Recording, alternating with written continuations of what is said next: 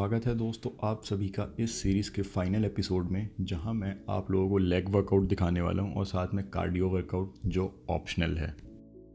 तो अगर आप लोगों ने ये सीरीज़ नहीं देखी है तो मैं चाहूँगा आप इस सीरीज़ को एपिसोड 1 से पूरा देखें, ताकि आप लोगों को पूरा समझ आए कि हम कैसे कैसे वर्कआउट कर रहे हैं और हमें क्या क्या करना है।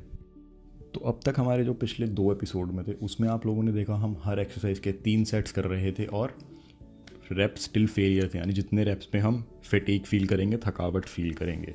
सिमिलरली लेग वर्कआउट भी कुछ वैसा ही होने वाला है। और साथ में पिछले एपिसोड में आपने ये भी देखा कि हम लोग अपनी इंटेंसिटी को कैसे इंक्रीज़ कर रहे हैं, तो सिमिलरली हम इसमें भी कुछ वैसे ही करते चलेंगे। तो चलिए अपना लेग वर्कआउट शुरू करते हैं। मैं आपको दिखाता हूँ कि कैसे करना है और हम फिर कैसे कैसे इंटेंसिटी को इंक्रीज़ करेंगे और कौन कौन सी एक्सरसाइज में। तो सबसे पहले दोस्तों वार्म अप के बारे में ही बोलूँगा कि आप उसके लिए एपिसोड 2 देखें वार्म अप के लिए, जो मैंने उसमें ऑलरेडी दिखाया हुआ है। आपको वर्कआउट से पहले वो वार्म अप करना है और अब हम अपनी मेन एक्सरसाइजेज वार्म अप के बाद स्टार्ट करेंगे। तो सबसे पहली हमारी एक्सरसाइज है स्क्वाट्स। तो लेग वर्कआउट में सबसे ज़्यादा कॉमन एक्सरसाइज यही होती है स्क्वाट्स, तो हम इससे स्टार्ट करेंगे। तो स्क्वाट्स टारगेट करता है हमारी क्वाड्रीसेप्स को। क्वाड्रीसेप हमारी थाई मसल्स आप कह सकते हैं, और साथ में ग्लूट्स को। इन 2 मसल्स को स्क्वाट्स टारगेट करेंगे।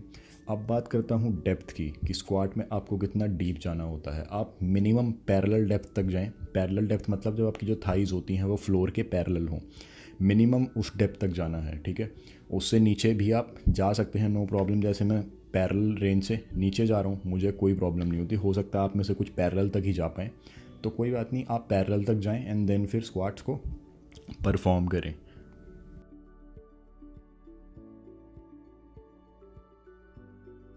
इसके बाद हमारी एक्सरसाइज हैमस्ट्रिंग कर्ल्स। अब ये रेजिस्टेंस बैंड से हमें परफॉर्म करनी है। डोर पे इसे अटैच करना है, या तो आप डोर एंकर खरीद सकते हैं, या फिर आपका डोर कुछ ऐसा जहाँ पे आप इसे बांध सकते हैं, तो आप उसे वैसे भी कर सकते हैं। तो हैमस्ट्रिंग कर्ल्स हमारी हैमस्ट्रिंग मसल को टारगेट करती है। अब हैमस्ट्रिंग मसल जो है वो हमारी थाइस के पीछे होती है, जो मोस्ट इग्नोर्ड मसल है। एंड आपको हमेशा हर मसल पे फोकस करते हुए चलना चाहिए, जैसा मैं अपने हर वीडियोज़ में बताता हूँ।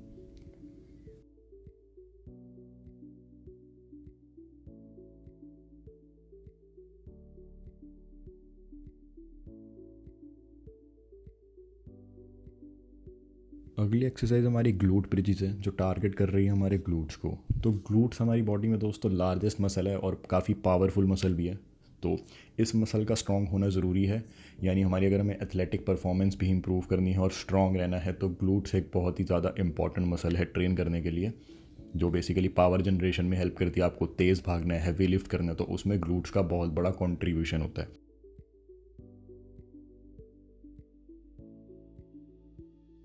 तो अगली एक्सरसाइज है हमारी लंजेस। लंजेस एक बहुत ही बेसिक एक्सरसाइज है और आप में से काफ़ी लोग बहुत आराम से इस एक्सरसाइज को कर भी लेंगे, कोई प्रॉब्लम नहीं होगी।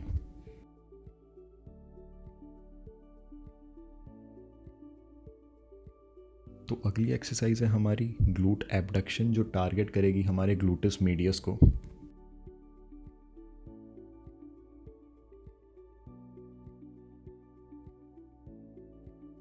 और लास्ट एक्सरसाइज हमारी होने वाली है काफ रेजेस। और काफ रेजेस तो बहुत ही बेसिक है, आपको एक एलिवेटेड सरफेस पे करनी है। आप स्टेयर्स पे भी इसे कर सकते हैं।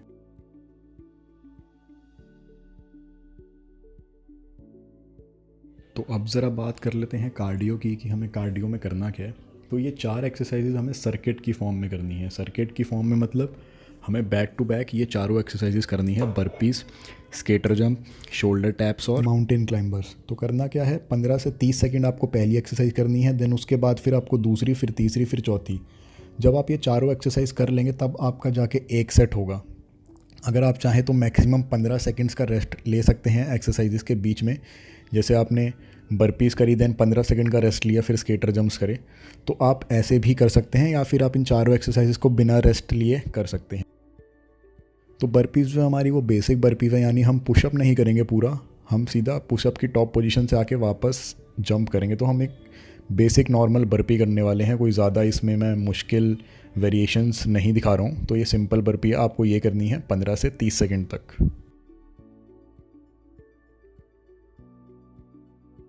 अब स्केटर जंप्स भी हमारे सिंपल हैं, हमें साइड टू साइड जंप करना है, बट ध्यान रखना हमें अपने टोज़ पे लैंड करना है और टोज़ से ही जंप करना है। हमें फुल फीट पे लैंड नहीं करना है, तो इस बात का आपको ख्याल रहना चाहिए पूरा।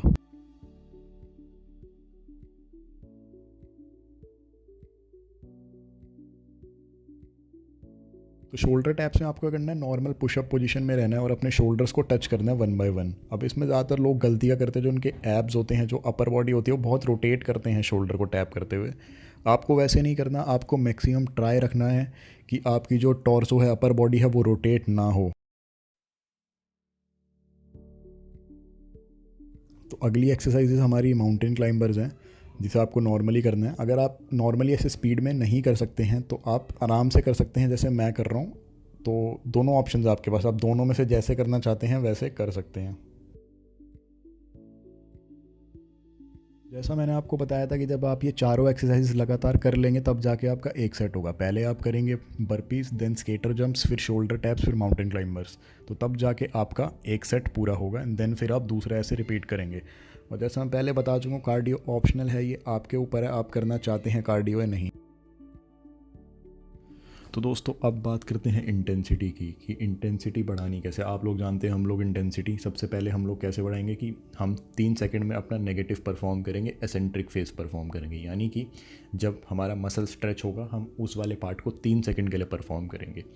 तो ये कुछ एक्सरसाइजेज मैंने हाईलाइट कर रखी हैं येलो से, जिसमें हमको इंटेंसिटी इंक्रीज़ करनी है। और जो वाइट में हैं, यानी हमारे जो लंजेस हैं और ग्लूट ब्रिजेस हैं, वो हम नॉर्मली वैसे ही करेंगे जैसे हम पहले कर रहे थे।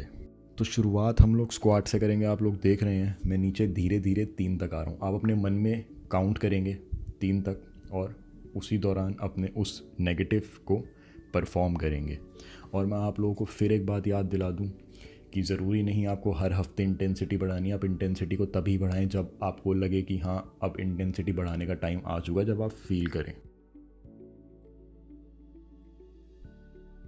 तो अगली एक्सरसाइज हैमस्ट्रिंग कर्ल्स, हम उसमें भी ऐसे ही करने वाले हैं। जब हम नीचे हमारे पैर आएंगे तो हम लोगों को 3 सेकंड में उन्हें नीचे लाना है।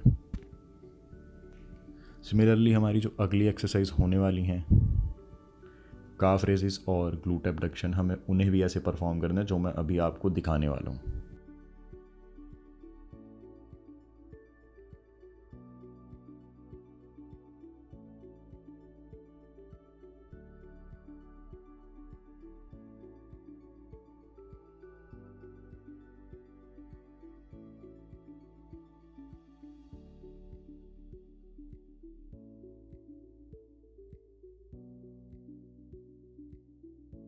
तो अब हम अपनी सेकंड टाइम इंटेंसिटी भी वैसे ही इंक्रीज़ करेंगे जैसे पहले करते आ रहे हैं। 2 सेकंड्स का होल्ड और 3 सेकंड्स का नेगेटिव, और उन्हीं एक्सरसाइजेस में करेंगे जो येलो से हाईलाइटेड है।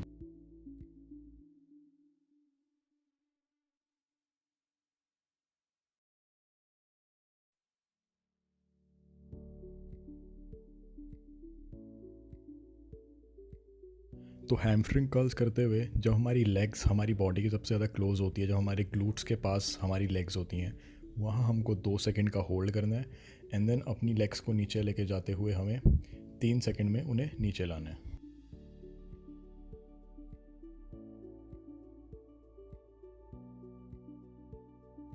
और ग्लूट एबडक्शंस करते हुए इस वाली पोजीशन पे जब हमारी लेग्स हमारी बॉडी से दूर होती हैं, यहाँ हमें 2 सेकंड का होल्ड करना है, एंड देन इसके बाद जब हम अपनी बॉडी के करीब लाते रहेंगे अपनी लेग को, तो हमें 3 सेकंड में उस फेस को परफॉर्म करना है।